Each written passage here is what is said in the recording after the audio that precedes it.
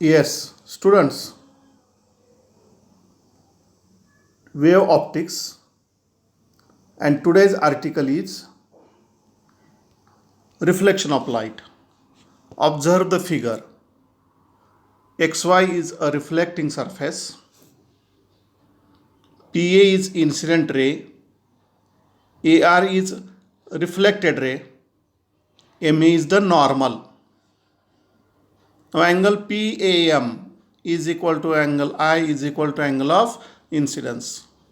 Angle MAR is equal to R is equal to angle of reflection. Now some definitions. Angle of incidence. The angle made by incident ray with the normal is angle of incidence. It is denoted by I. Angle of reflection. The angle made by reflected ray with the normal is angle of reflection. It is denoted by R. Angle of glancing. Angle made by incident ray with the surface is glancing angle. In the figure, observe angle PAX.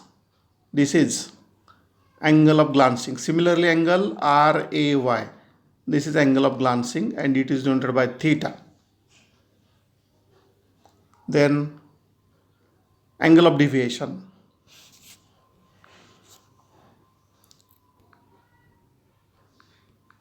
The angle of deviation, that is the deviation produced in the original direction of the incident ray during reflection, is delta is equal to 180 degree minus 2i. विद्यार्थी मित्र हो, समजण्यासाठी आपण फिगरकडे जाऊयात. PA हा incident ray आहे. समजा reflection झालं नसतं तर तो सरळ पुढे गेला असता, पण रिफ्लेक्शन झाल्यामुळे त्याचा पाथ अलॉंग AR आहे आणि म्हणून हा जो अँगल आहे हा आहे अँगल ऑफ डिव्हिएशन आणि त्याचा फॉर्म्युला आहे delta is equal to 180 degree minus 2i. किंवा हाच फॉर्म्युला असा लिहिता येईल delta is equal to 180 degree minus 2r, कारण आपल्याला माहिती आहे I is equal to R. त्यानंतर laws of reflection. First law, angle of incidence is equal to angle of reflection, म्हणजे I is equal to R. Second law, the incident ray, the reflected ray and the normal to the surface lie in the same plane. Incident ray, reflected ray आणि normal हे सर्व एकाच प्रतलात असतात. तिसरा नियम, incident ray, reflected ray lie on opposite side of the normal. म्हणजे incident ray आणि रिफ्लेक्टेड रे हे नॉर्मलच्या विरुद्ध अंगास असतात. त्याचबरोबर आपल्याला रिफ्लेक्शन संदर्भात काही बाबी, काही मुद्दे लक्षात ठेवायचे आहेत. ते असे आहेत, due to the reflection of light there is no change in the frequency, wavelength and velocity of light, but there is a change in phase of pi radian. म्हणजे काय, रिफ्लेक्शनमध्ये व्हेलॉसिटी बदलत नाही, फ्रिक्वेन्सी बदलत नाही, वेवलेंथ बदलत नाही, मात्र त्याच्यामध्ये बदल आहे तो फेजचा आणि तो आहे पाय रेडियन एवढा. Next, when a plane wavefront is made incident normally on reflecting surface, then the reflected wavefront moves parallel to the surface. Normal incidence म्हणजे लाईट रे अलॉंग ME असतो. अशा वेळेस I इज इक्वल टू 0 म्हणून R is equal to 0 असतो. त्याला म्हणायचं आहे normal incidence. The width of the incident wavefront is same as width of reflected wavefront. The angle between incident wavefront and reflecting surface is equal to the angle of incidence. हे तीन मुद्दे पाहण्यासाठी आपण ह्या फिगरचा आधार घेऊयात. बघा, AB ही incident wavefront आहे, तर AC हा रिफ्लेक्टेड वेवफ्रंट आहे. दोघांची विड्थ सारखी असते. त्याचबरोबर ए बी ह्या वेव्हफ्रंटनी सरफेसशी केलेला हा जो अँगल आहे हा तो आहे आय. तसंच reflected surface, reflected wavefront E C ह्यांनी केलेला विथ द सरफेस हा जो अँगल आहे तो आहे आर. हे रिफ्लेक्शन ऑफ वेव्हफ्रंट इयत्ता 12वीचं आपण थेरी अभ्यासताना हे डिस्कस केलेलं आहे.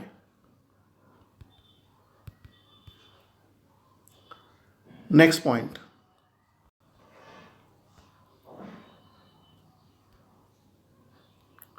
यानंतर आपल्याला अभ्यासाचं आहे ते या संदर्भातच आणखी काही मुद्दे आहेत रिफ्लेक्शन बाबतीत. ते असे आहेत बघा. The image formed by a plane mirror is virtual, erect and laterally inverted. Virtual म्हणजे आभासी, म्हणजे आरशामुळे तयार होणारी प्रतिमा ही आभासी आहे, ती उभी इरेक्ट आहे आणि लॅटरल इन्व्हर्टेड आहे. याचा अर्थ लॅटरल इन्व्हर्जन म्हणजे आपण पाहिलं आहे आरशासमोर आपण उभं असू, ज्या बाजूला आपला उजवा हात आहे त्या बाजूला आरशातल्या प्रतिमेचा डाव हात असतो, त्याला म्हणायचं lateral inversion. Next, the size of image is equal to the size of the object. Next, the distance of the object from the mirror is equal to the distance of the image from the mirror. Next, if the mirror is moved through a distance x towards or away from the object, the image moves through a distance 2x. इथे काय केलं आहे बघा, mirror move केला आहे, object स्थिर आहे. Mirror x एवढ्या अंतरातून मूव्ह झाला तर इमेज 2x एवढ्या अंतरातून मूव्ह होते. मग ही मोशन टुवर्ड्स इच अदर असू देत किंवा away from the each other असू देत. पुढच्या पॉईंटमध्ये आता याच्या उलट केलं आहे. आता आरसा स्थिर ठेवला, ऑब्जेक्ट मूव्ह केला आहे, काय होते बघूयात. If the object is displaced by a distance x towards or away from the mirror, then its image will be displaced by a distance x towards or away from the mirror. म्हणजे object move केला, आरसा स्थिर ठेवला, जेवढ्या अंतरानं object move केला तेवढ्याच अंतरानं image move होते. मग ती movement away from the each other असेल किंवा टुवर्ड्स इच अदर असेल. आणखी बी काही पॉईंट्स आहेत.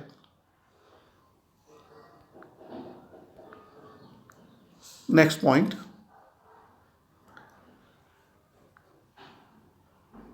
स्क्रीन थोडा कमी करू म्हणजे आपल्याला पूर्ण दिसेल. Next point, if the person or mirror moves with velocity V towards or away from the mirror, then its image appears to move with velocity 2v towards or away from the mirror or object. But if the image is observed by another stationary observer, then it appears to move with a velocity v. इथं आता person म्हणजे object आणि mirror हे v एवढ्या व्हेलॉसिटीनं move होत आहेत, दोघांपैकी कोणी, तर त्याची इमेज 2 एवढ्या व्हेलॉसिटीनं मूव्ह होते. परत मोशन टुवर्ड्स इच अदर असू देत किंवा towards away from the each other असू देत. त्याचबरोबर हे ऑब्जेक्ट जो आहे, जो ऑब्झर्वर आहे त्यालाच हे पाहायला मिळतं. तिसरी व्यक्ती हे पाहत असेल तर मात्र त्याच्यामध्ये बदल होत नाही. मूव्हमेंट जेवढ्या व्हेलॉसिटी नाही तेवढ्याच व्हेलॉसिटीनं इमेज मूव्ह होते. नेक्स्ट पॉईंट, आत्तापर्यंत आपण एक ऑब्जेक्ट आणि मिररपैकी कोणीतरी एक मूव्ह करत होता, आता दोन्ही मूव्ह केले काय होईल हे दिलेलं आहे. If the mirror and the object are moved by a distance x in opposite direction and the image will be displaced by a distance 3x. म्हणजे इथं बघा दोन्ही मूव्ह केले, पण किती अंतरानं मूव्ह केले, एक्स, तर इमेज 3x एवढ्या अंतरानं मूव्ह होते.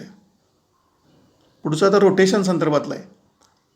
If the mirror is turn through an angle theta, the reflected ray for same incident ray turns through 2 theta.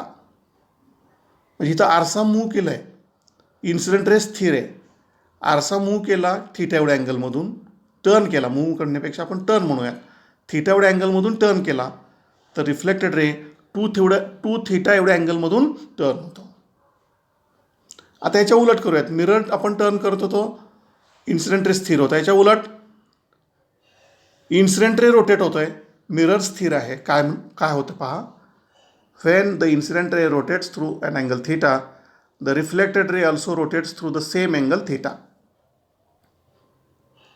म्हणजे इथं आपण इन्सिडेंट रे रोटेट केला आरसा स्थिर ठेवला तर इमेज पण तेवढ्याच अँगलमधून रोटेट होते. When A light is incident normally on the surface, the angle of incidence is 0. The angle of reflection is 0. The light ray retraces its path. हे आपण आत्ताच पाहिलं आहे, परत रिपीट करूयात. समजा हा आरसा आहे, मिरर आहे, हा नॉर्मल इन्सिडेंट रे म्हणजे आय इज इक्वल टू 0 आहे. म्हणजे आर इज इक्वल टू सुद्धा किती असणार आहे? 0. म्हणजे त्याचा पाथ बदलत नाही आहे किंवा तो त्याच मार्गाने परत पण येऊ शकतो, म्हणून त्याला रिट्रेसेस असं म्हटलं आहे.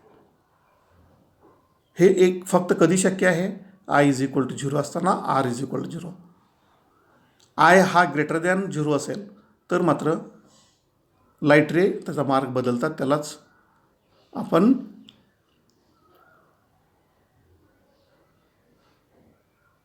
मार्ग बदलणं हा phenomena रिफ्रॅक्शनमध्ये.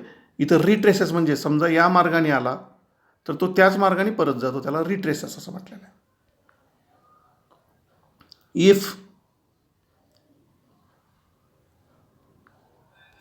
If a person of height h wants to see his full image in a plane mirror, the minimum height of the mirror should be h by 2, whatever be the distance of the person from the mirror. म्हणजे एखाद्या व्यक्तीला त्याची पूर्ण प्रतिमा आरशात पाहिजे असेल तर आरसा किती साईजचा पाहिजे? तर तो त्याच्या उंचीच्या अर्ध्या. मग ते अंतर किती कसं ना, h/2 एवढा साईजचा आरसा असेल की त्याला पूर्ण इमेज पाहता येते. The angle between incident ray and surface of the plane mirror is glancing angle. हे आपण अभ्यासलेलं आहे. रिफ्लेक्शन ऑफ लाईट रे किंवा रिफ्लेक्शन ऑफ अ वेव्हफ्रंट या संदर्भातले MCQ सॉल्व्ह करण्यासाठी आत्ता आपण जे मुद्दे पाहिले ते तुम्हाला व्यवस्थित लक्षात ठेवायचे आहेत, मेमोराईज करायचे आहेत. ते परत परत वाचा, वहीमध्ये लिहून काढा, जेणेकरून तुम्हाला याच्यावरचे MCQ सोडवायला मदत होईल. थँक्यू.